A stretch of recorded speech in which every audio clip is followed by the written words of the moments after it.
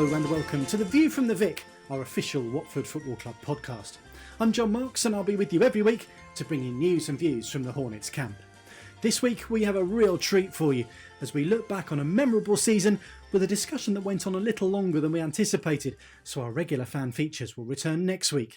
So get yourselves comfortable, turn your thoughts back to the excitement of the 2012-13 season, and I do hope you enjoy the next hour or so.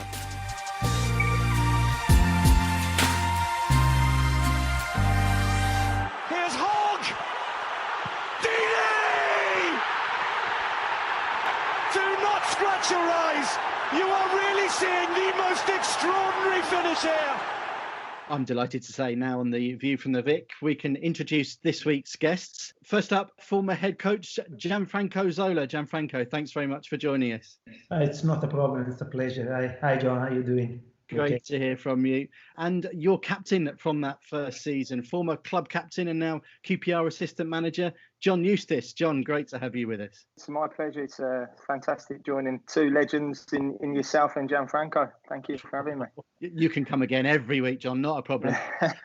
And helping me out this week is the Hornets head of communications, Richard Walker. Richard, welcome. Hi, John.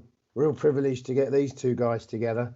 Really is going to be fascinating to hear about their thoughts on the season that really everyone remembers, I think, for various different reasons. So much to it. So it's going to be really interesting to hear what they've got to tell us. Well, yeah, if we can take you back, I guess now nearly 8 summers ago to the end of June, beginning of July 2012, Gianfranco, before we get into sort of the ins and outs of why and what was your sort of knowledge and sort of first impressions of Watford when that call came? Well, I knew Watford, of course, because we played a few times with Chelsea, and so I knew it was a community club, and I was very happy to take the job. When I was offered the job, I was happy to have received the offer, and I'm very happy to start working for them. We started quite late because I remember, there were problems with the club. The club was just being bought, so I had to come quite late, but. It was great because since I came, players and everybody around me, they helped me a lot to settle in and to do the job. Was it an easy decision, knowing what you knew of Gino and the Pozzo family from Italy, Gianfranco, taking a job with a club that had just been bought by the Pozzo family and Gino as the owner? Did that make things easier for you to choose to come? I knew Pozzo already. I knew he was quite good in his job. Pozzo they've been dealing with football for many years and they've been very, very successful. So I knew that I was going to go in a club of very good leadership. It looked like for me it was perfect, Watford was the perfect job in that moment for me. So I was convinced that it was a very good opportunity. I guess working with Scott Duxbury and Gianluca Nani again, having worked with them at West Ham, would have been a helpful sort of familiarity to get started. Yeah, definitely. That was another big point. I knew Gianluca, I knew Scott very well. I really enjoyed working with them at West Ham, and considering all the difficulties that we had at West Ham, we worked well. So I was quite keen to start working with them again. And John, from a player's point of view, when you knew that one, that the club was going to be bought, and two, Gianfranco, there was going to be the change of manager, did that have quite sort of an immediate effect? Because I guess from the 2, 3, 4 years previous, the expectations were a little more probably than just staying in business and staying in the division. How quickly was there a shift in, wow, these expectations now might be going through the roof here because Gianfranco is going to be the manager and there's going to be change? As soon as the appointment was made, I think everyone at the club was excited. All the players were excited. Gianfranco, obviously, a fantastic player, fantastic manager, and coming in and really raising the standard of everything around. Obviously, the Pozzo family coming in, they wanted success straight away. So it was something that I think all the players wanted to be part of and desperately wanted to be part of. But they kind of knew, I think everyone knew that there was going to be a hell of a lot of quality coming in.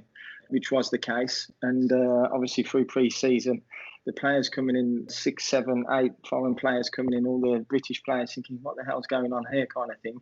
You know, they better be good. And they were good players, you know. So everyone was excited. There was a lot of players going out. There was a big change. There was a sense of excitement around the place. There was a buzz about the place. And, you know, the dynamics of the club have really changed. And me personally, I wanted to be part of that big time, you know, without a shadow of a doubt, especially being at the club for the last 3 or 4 years. It was tough for them 3 or 4 years because there wasn't much money. The expectation was to stay in the league, really. And year in, year out, it was a struggle, but we did it. And I think the previous year we finished 11th, which was a fantastic achievement. And going into the season with Gianfranco, there was a sense of excitement with that group of players as well. Possibly it was a bit harsh on 5 or 6 of them having to move on. But in the bigger picture, it had to be done because the quality coming through the building was top draw. How quickly did you strike up a relationship with the gaffer, as you called him earlier? He's someone that I wanted to learn from, I wanted to be around, I wanted to speak to, you know. And as soon as he walked into the building, you know, that aura that he'd got was unbelievable. And, you know, he's a very classy guy, and, you know, I wanted to learn. And fortunately for me, I could feel a bit of an injury coming on through pre-season with my back. Although I should have maybe stopped, I was that desperate to be part of the group, part of these fantastic players coming in, learning, being on the training field with Franco and the coaches. You know, it really put me back. And 5 or 6 weeks into it then, I think we played Tottenham just before the start of the season, and I really struggled through that game. I kind of knew that I'd be struggling for the Palace game on the first game of the season. But again, so desperately wanted to be part of it. Played in the game. I had an absolute shocking game at Palace. I gave a penalty away. The gaffer brought me off after 60 minutes. I brought you up. I knew you were in pain. The first time I watched a video of the team with the people that were helping me, the second coach, Giancarlo and Dodo. We noticed John straight away. We saw him on the pitch. He was everybody was looking for him, and we were very, very impressed. So John was certainly one of the most important player in the future for me, especially considering that the type of football we wanted to play, the changes that we wanted to make a team. He was very important. It was a big hit for me when I found out we had this back problem and he couldn't play for a while. It took us a little bit to adapt to, not to have him in the team. But I agree with him. The participation, the excitement within the team was contagious. I remember all of us. We enjoyed so much since the beginning. And at the beginning, things didn't click straight away. We had few problems. We lost few games, but you could see that there was a group pulling in the right direction altogether. And as I said, it's a pity that we had to make a lot of changes. A lot of players, they came the last day of the transfer market. I remember that I think there were 6 or 7 players that they came at the last day. So unfortunately, I couldn't give time to some of the players that they were already there. They were giving everything. But unfortunately, we were too many. I remember that once, I don't know if you remember, John, but I think we had to train 36 players. I do, yeah. We were going crazy. But again, as I said, the participation and the understanding of all the players, including those that they were going out and they knew they were going out, it was amazing. A little quiz question for you both early on. Who scored the first goal of the Gianfranco Zola reign? Wow. And it was a home League Cup tie before any league matches had been played. Can I play? Chris Iwelumo.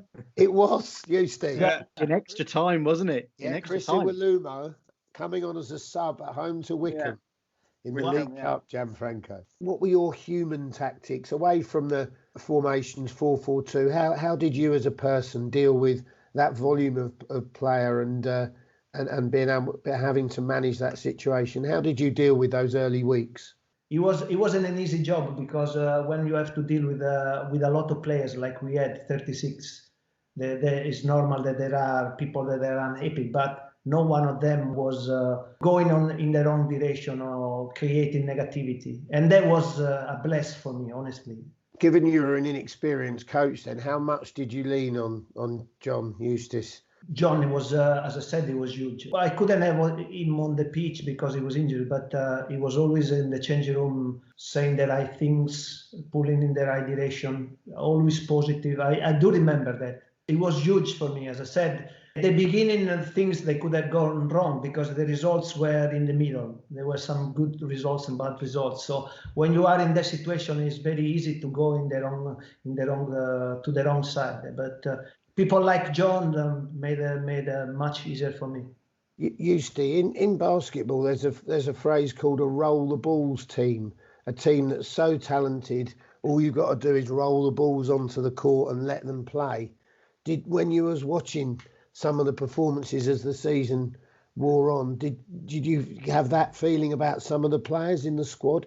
A little bit, but I mean, that just doesn't happen. That comes from good coaching and good management, you know. So although we've got good players, there's lots of teams all around the world with good players, but they need good coaches and they need good managers looking after them. So, you know, you could see that when Gianfranco came in, we didn't have the best of starts. You know, I think it was 7 or 8 games, like the first 13, 14 games, I think we had only won a few games. So, you know, a lot of hard work went into that period with the manager and his coaching staff. And you could see then when it clicked, then the team were flying and exciting to watch. And I think everyone watching us in that season were taken away with some of the play and you know, some of the players. I think the key was changing the formation. I think before Huddersfield, we changed the formation. We went for the 4-3-3 to the 3-5-2.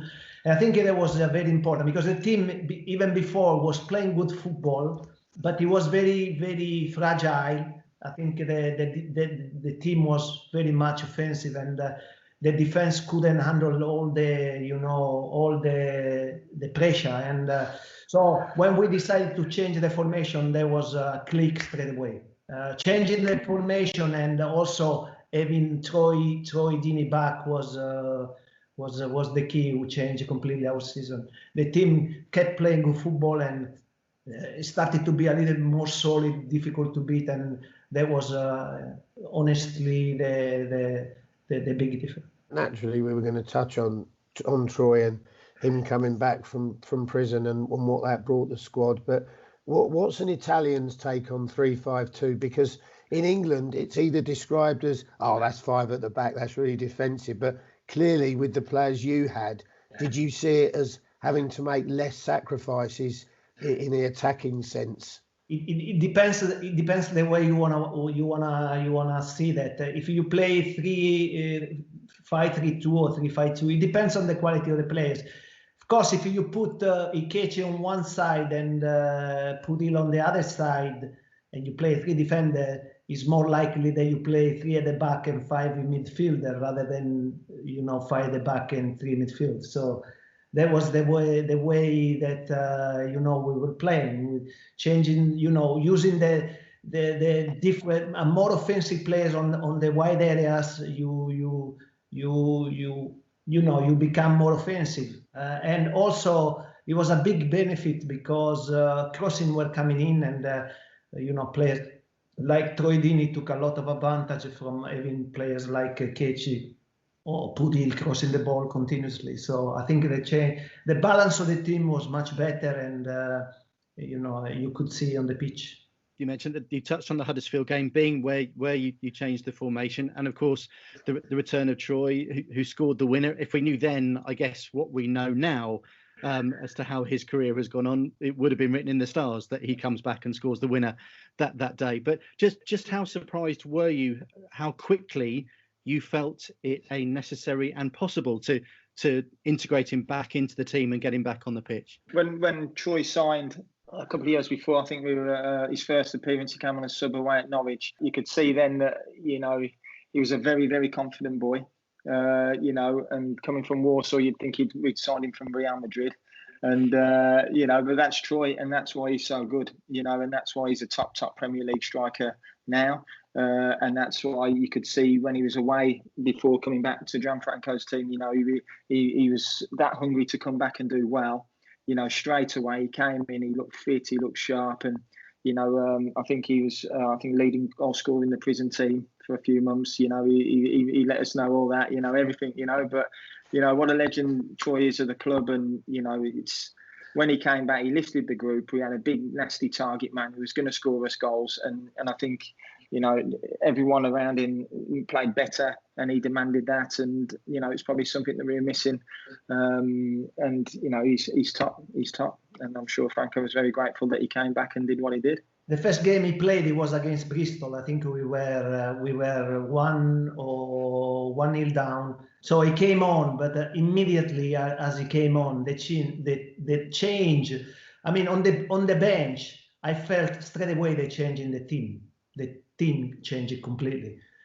We started to be more positive going forward. Everybody felt more revigorated by his entrance, and you know, the team was unbelievable. In the end, we ended up drawing the game, but they got a goal towards the end. But the team was different. It was different in a better way, more of a positive team.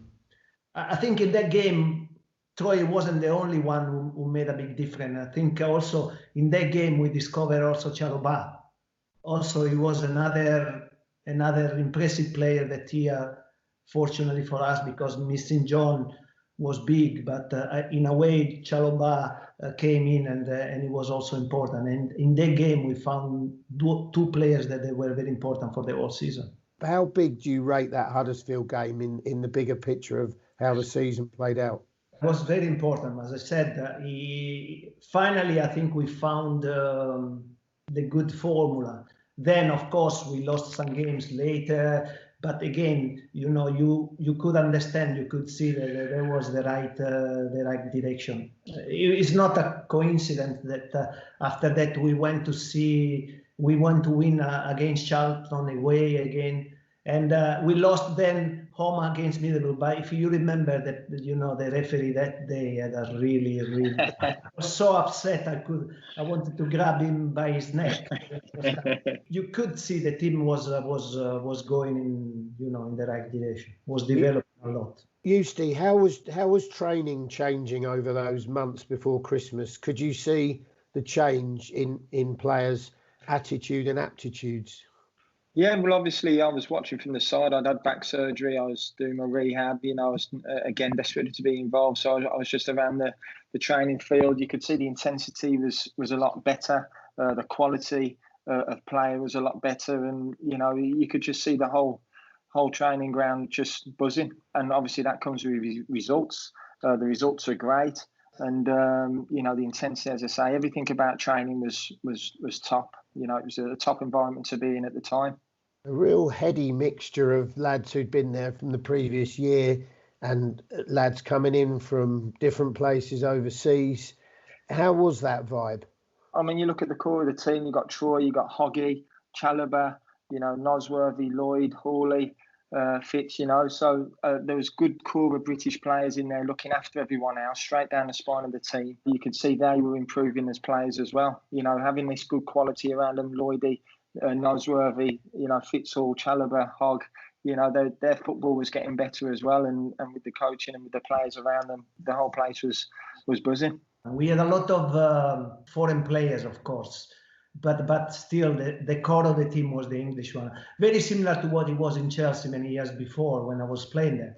We had a lot of players from everywhere, different countries, different nationalities. But the spine of it was the Dennis Wise, all the English players. They were keeping everybody together. And I think with Watford was very similar.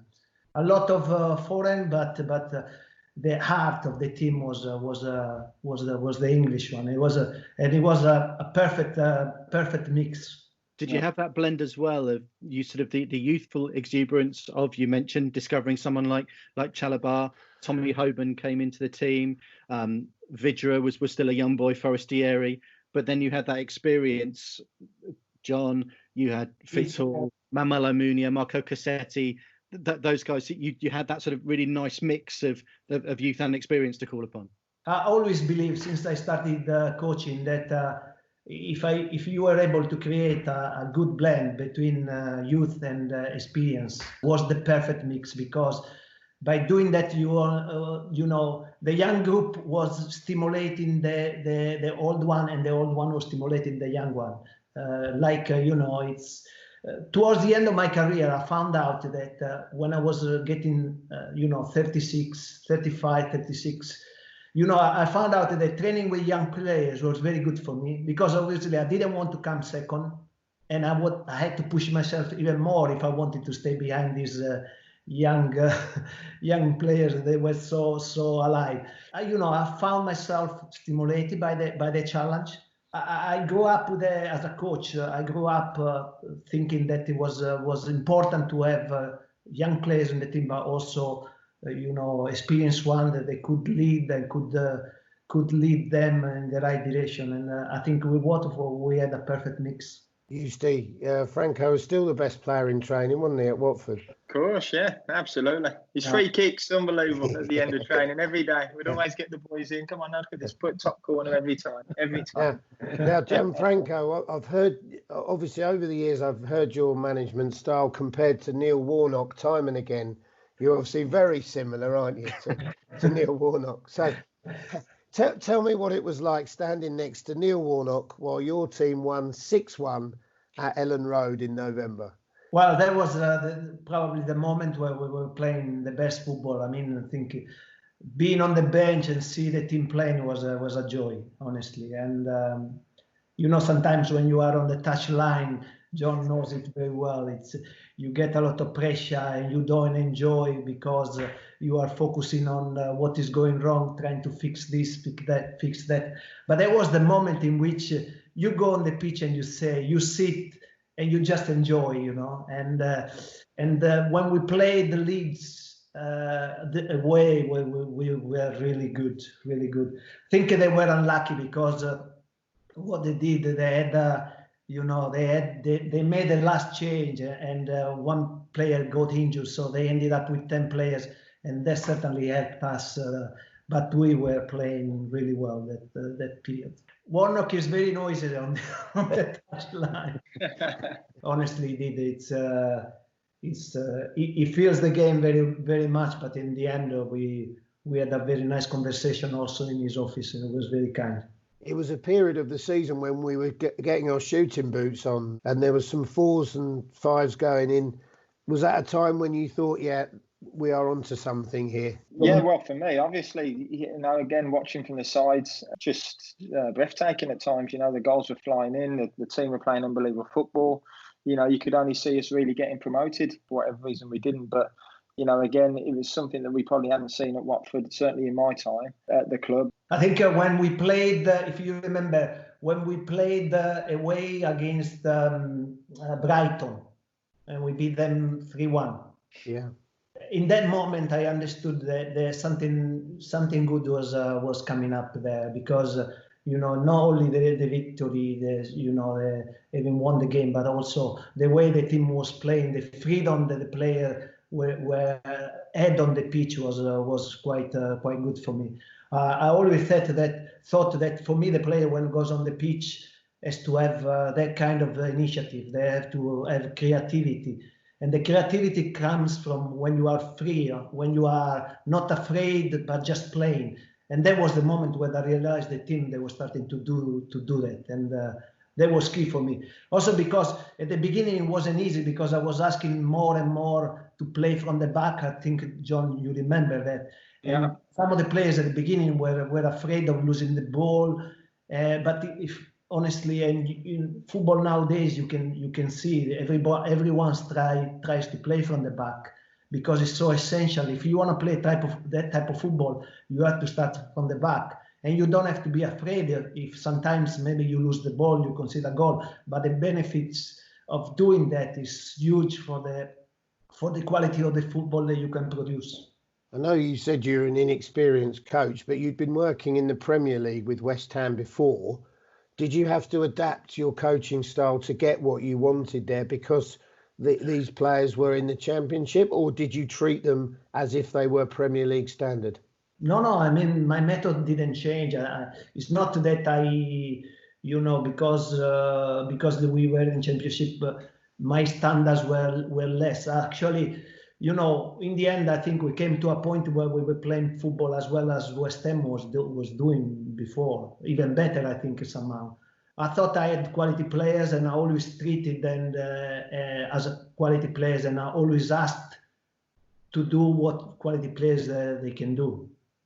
From everyone. It was very important for me. Being in amongst the lads, John, could you see what Gianfranco referred to about wanting the team to go out and play with this freedom and creativity? Could you see around the place sort of lads visibly growing in belief and having that confidence in their own ability and being able to transfer that out onto the pitch? Yeah, 100%. I think if you're coming into work every day and you're happy, then when you go onto the training field and you go onto the arena on a Saturday, you know, your natural game comes out. You know, you've got to remember these are all top players. And for different reasons, players perform poorly throughout their careers or throughout the seasons or whatever. But if you're coming into work and you're happy and you're learning and you're developing, then you're going to play the best football that you've got. And the way the club recruited, we've got top players.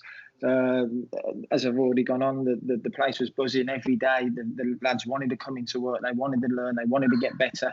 So as soon as they played on a Saturday, you could feel that togetherness. You could see them playing with freedom, and you could see the way they were playing was excellent. You know, and that again comes down to the manager and the staff creating the right environment to come into work, and that's what Gianfranco did. And you know, with the players that we look at in the squad, you know, again, top players, they're playing with freedom. We're going to get an exciting period in the season, and that's what we had. You know, it was as I said, breathtaking to watch sometimes, and the lads coming in, buzzing, happy to come in, happy to learn, wanting to be top players.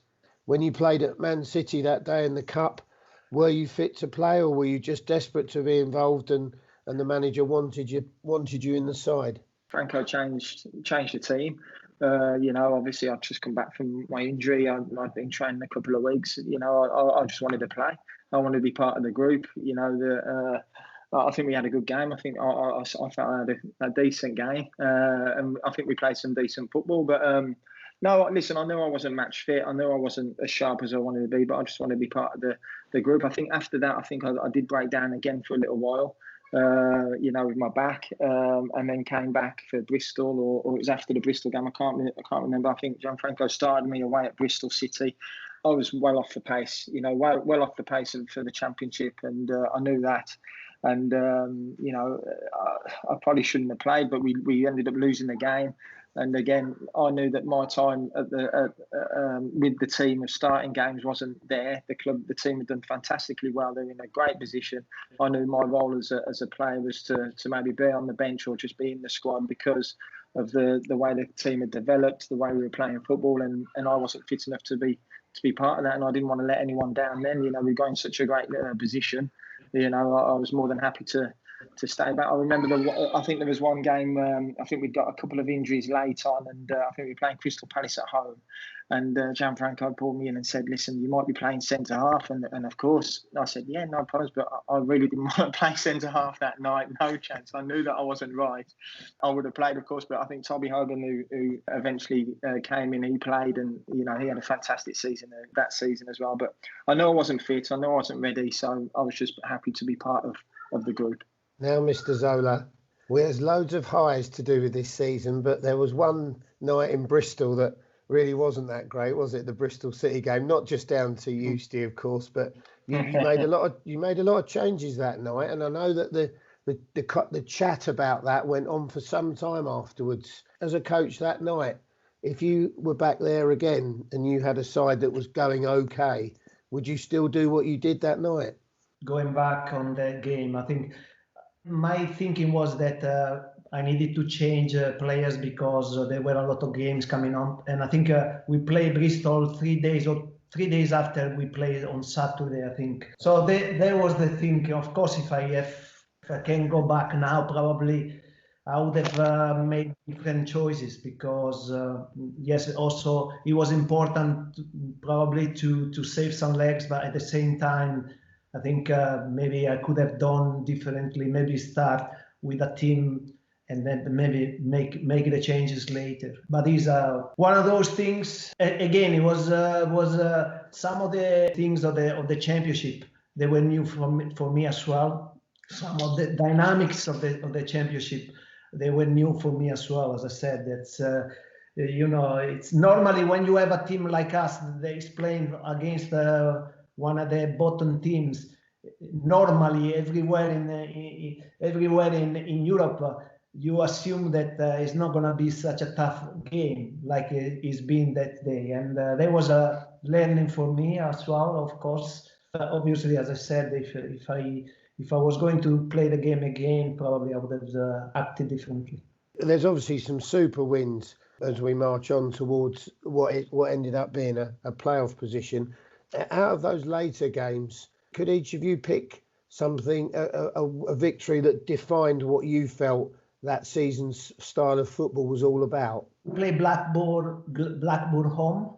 If you remember, it was towards the end. I think we played a fantastic game football-wise. We beat them 4-0, if I remember well. Yes, but you're right. The quality of the football that we played, some parts of the game was really high level.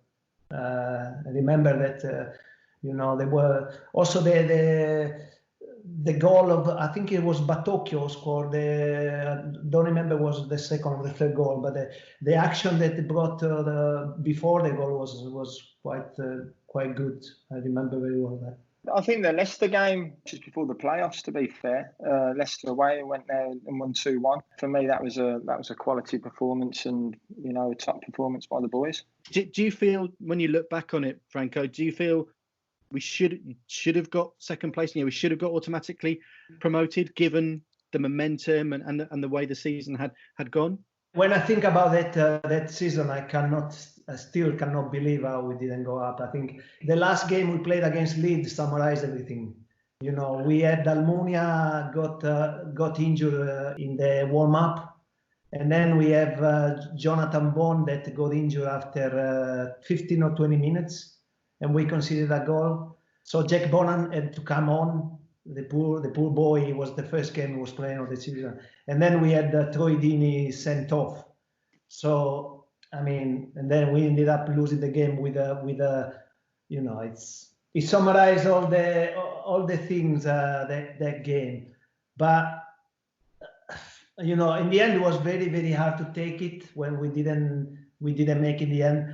But if I go back, that season, I enjoyed my football so much that it was like when I was playing football again. So that's something that I take with me all the time. Before we touch on the playoff matches, Franco, you mentioned Leeds there. It's almost the forgotten game, that game, because I recall during the second half, because we had so much stoppage time, we actually put the final score from Hull on the screen, Hull 2, Cardiff 2.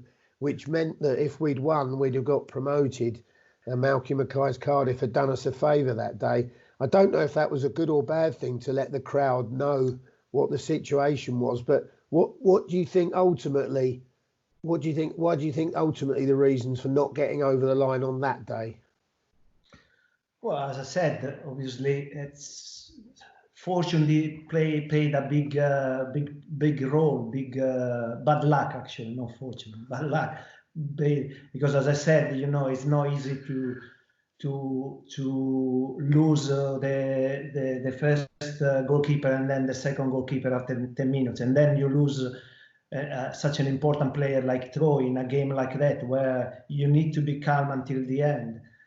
If you remember, the game was 1-1, and then kept attacking. Obviously, we know the other result. We kept attacking, and in the end, we conceded a counter-attack and we conceded a goal. But it's one of those days that we tried everything to score, but we came close, but not close enough. And it's one of those things that sometimes in football happens. Difficult to take, but it happens. I guess we should mention Alman Abdi, someone who really graced the Vicarage Road pitch for a number of years and contributed, so many cracking goals that season. That one wasn't one that we'll remember. It's almost the forgotten goal of the season. Another top quality finish from him, though. Tell us a little bit about working with him, both of you, as a fellow midfielder, John, as to how he came into the club and played at that level. I mean, for me, again, you know, that's the player I was desperate to play with. You know, watching him week in, week out, he was a top midfielder, and I'd have enjoyed working with him. And you know, that was a big frustration of mine. But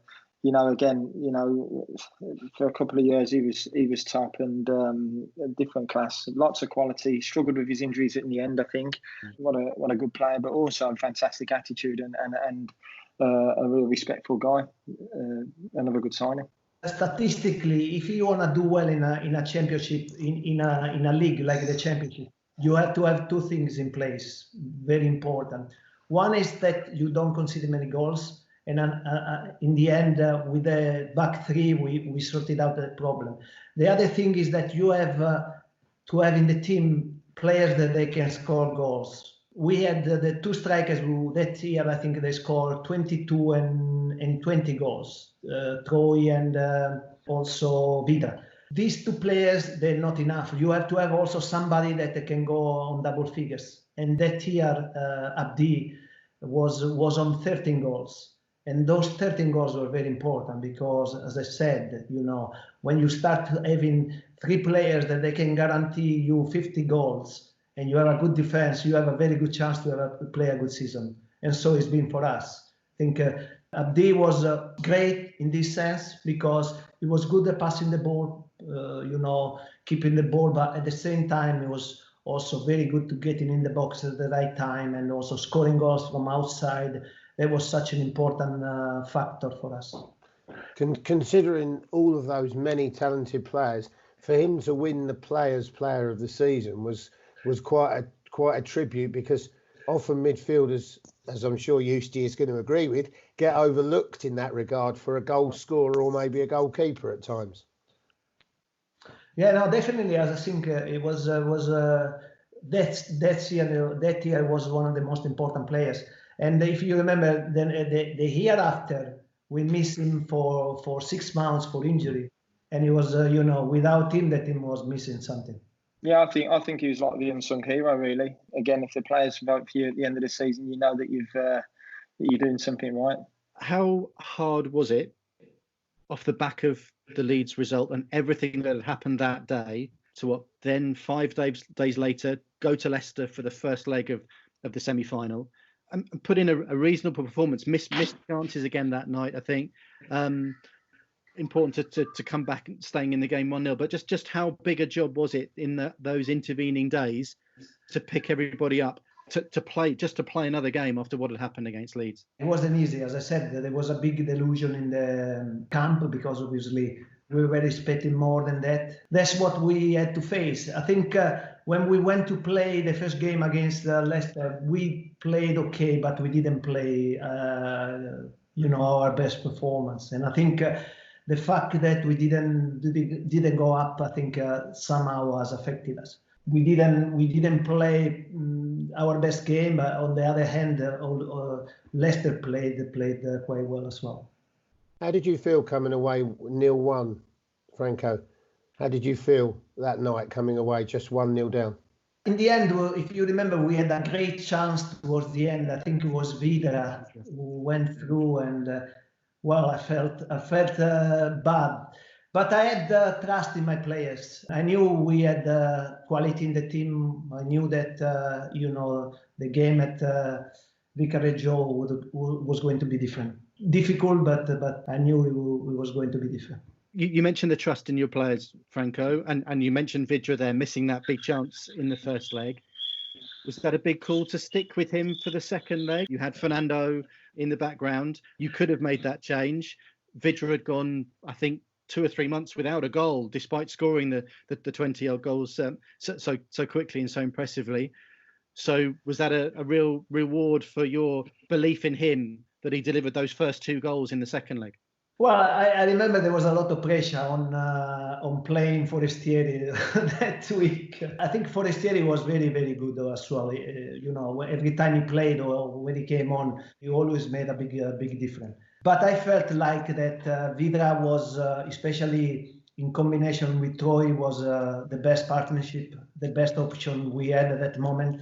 I knew that he wasn't going through a good time, but well, that's it. You know, sometimes you have to trust the players. You have to have faith in them, and in the end that was the case, because Vidra played a fantastic game the second leg. So that was it. But there were a lot of people that they wanted Fernando to play instead. Eustace, you mentioned about Troy earlier. Vidra wouldn't be the only striker in Troy's Watford career who Troy's really brought the best out of. Playing as a partnership, if you can find a two, is something special, isn't it? Especially when you've got someone as deadly as Mathieu up front.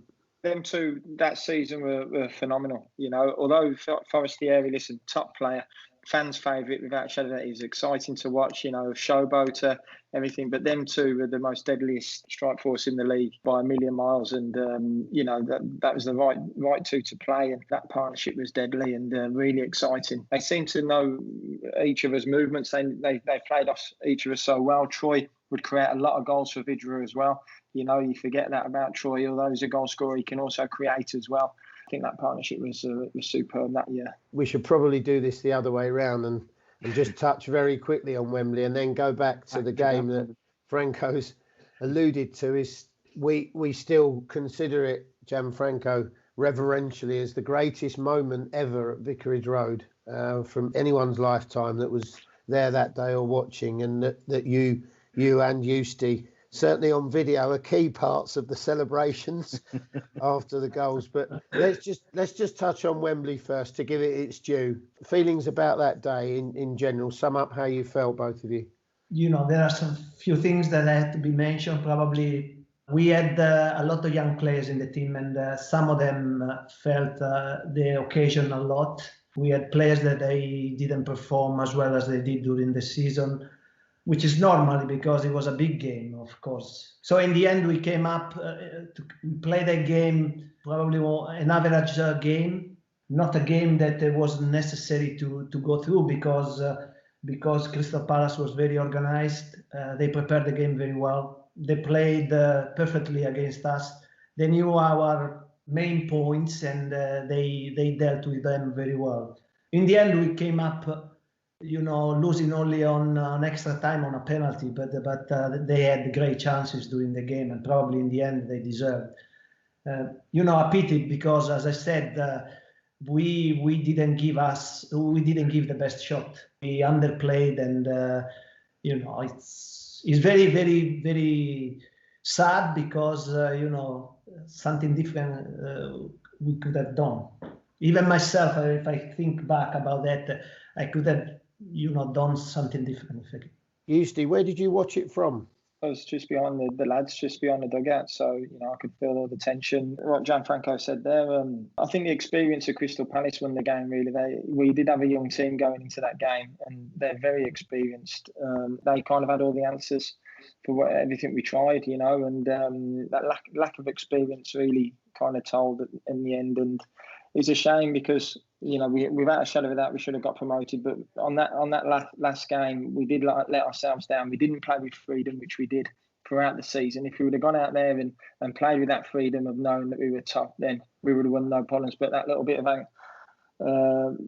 of inexperience, I think, just told, and it was a shame. But that's football. It's something that they've all learned from the players. I'm sure I learned from that day as well. I'm sure everyone learned from it, and ultimately, the season after we got promoted, so there was no problems. But it was a very, very tough day to take. But it is what it is.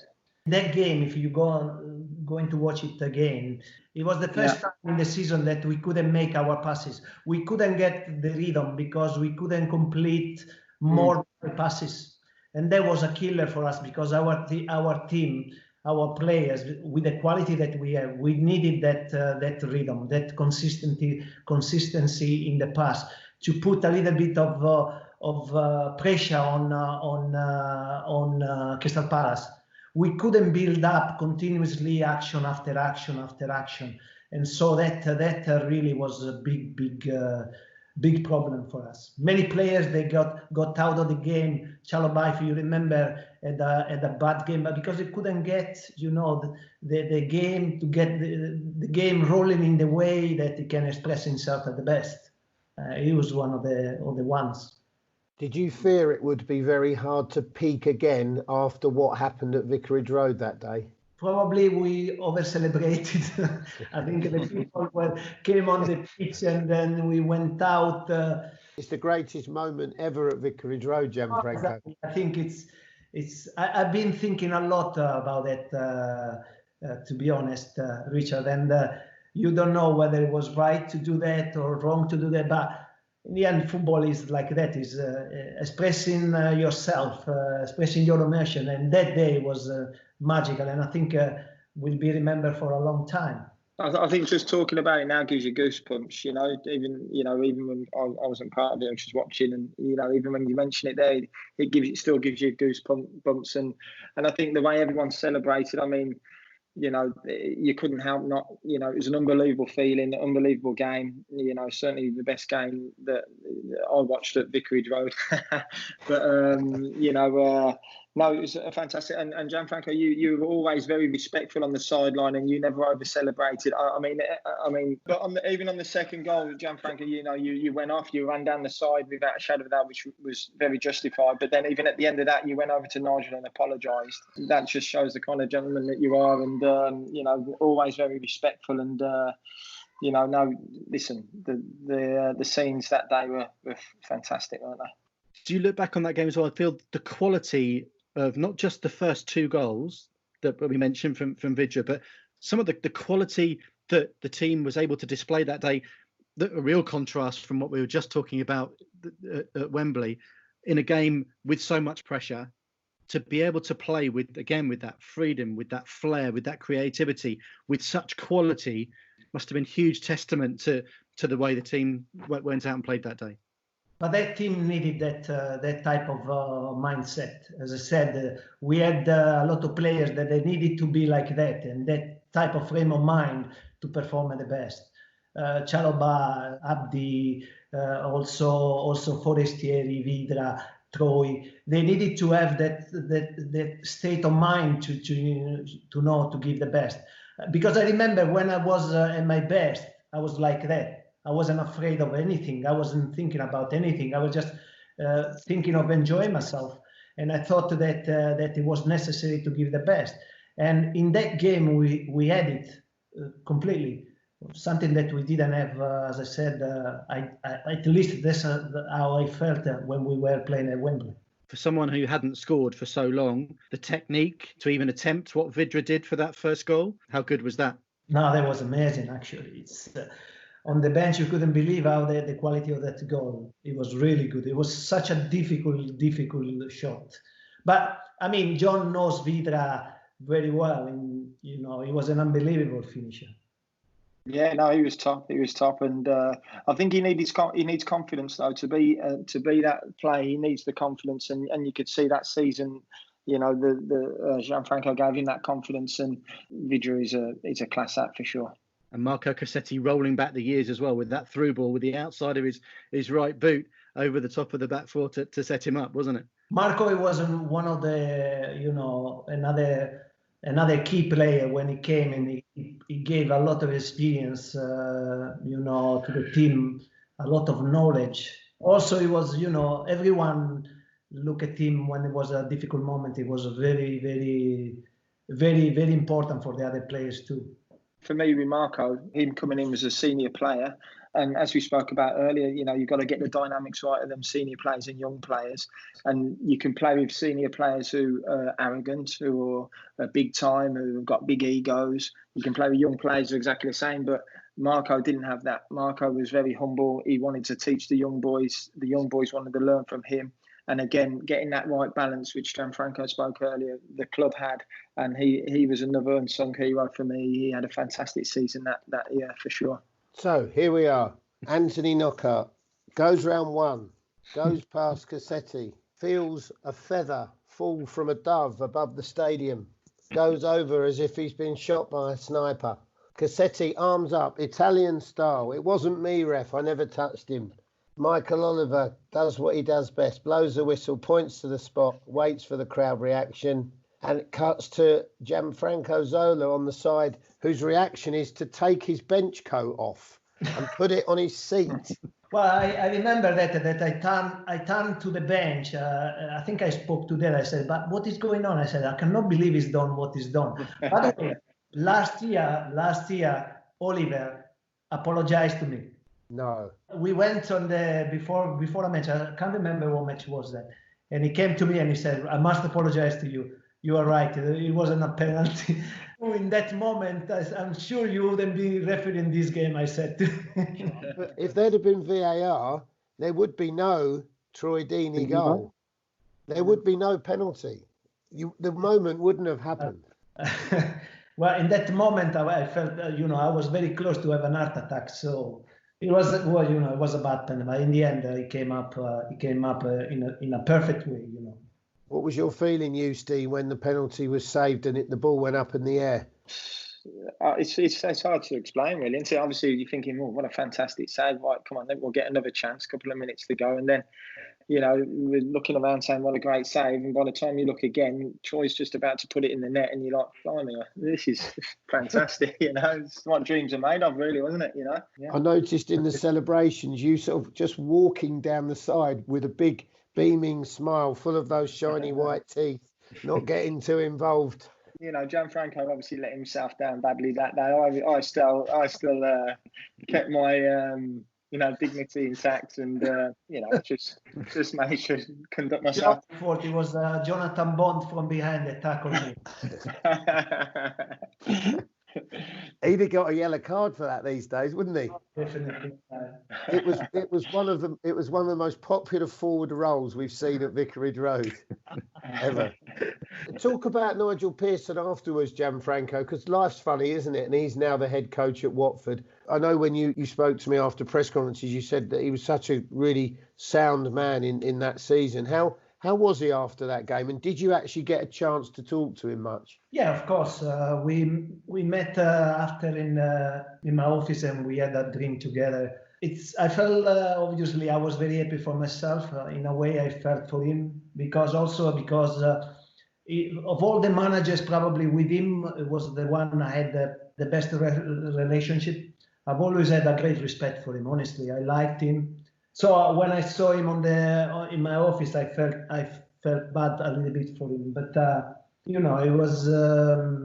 was positive. He was congratulating me. He was encouraging me, and I knew that he was going to do well next season, as he did. I like Nigel very much. Really, he's not only a very good coach, but he's also a very good person. Well, I mean, I've only met Nigel a couple of times, and he was always a really, really nice guy, very respectful.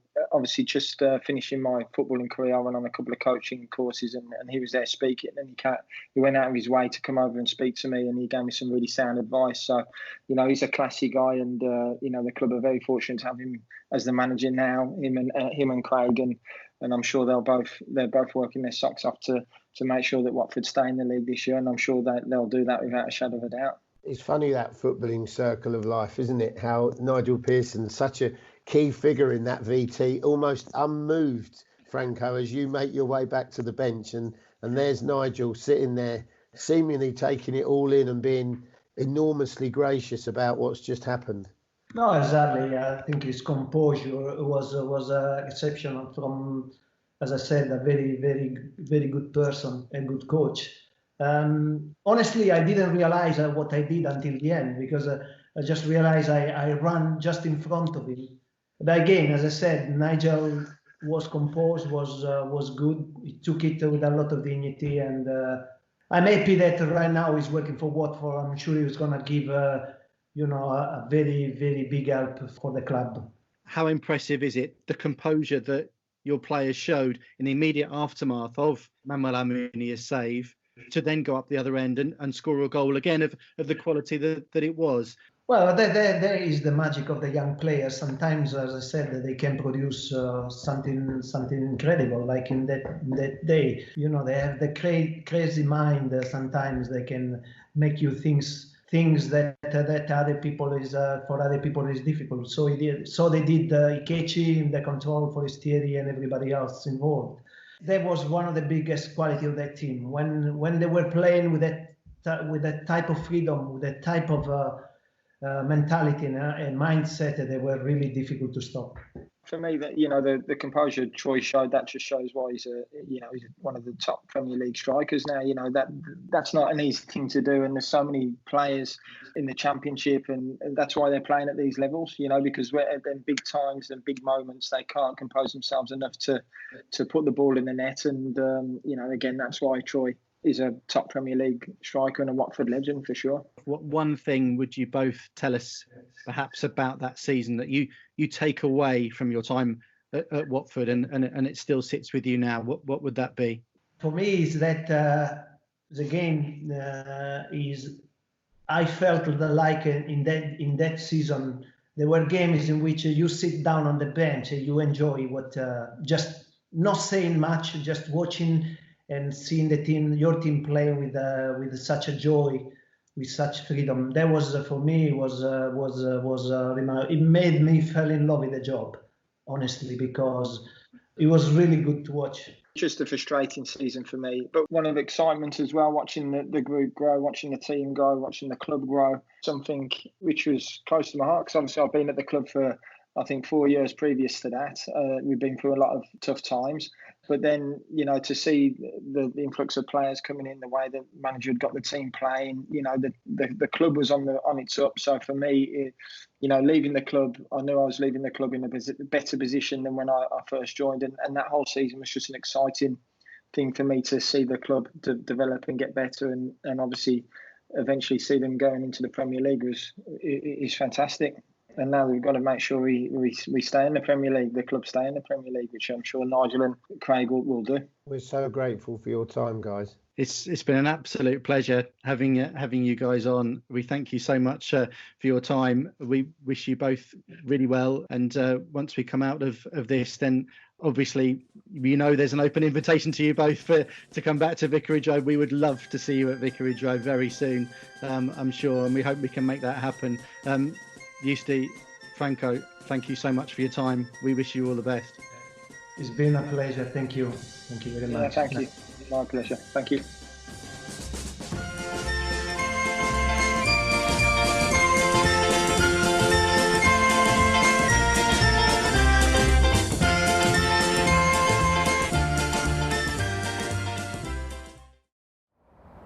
Click there for more videos.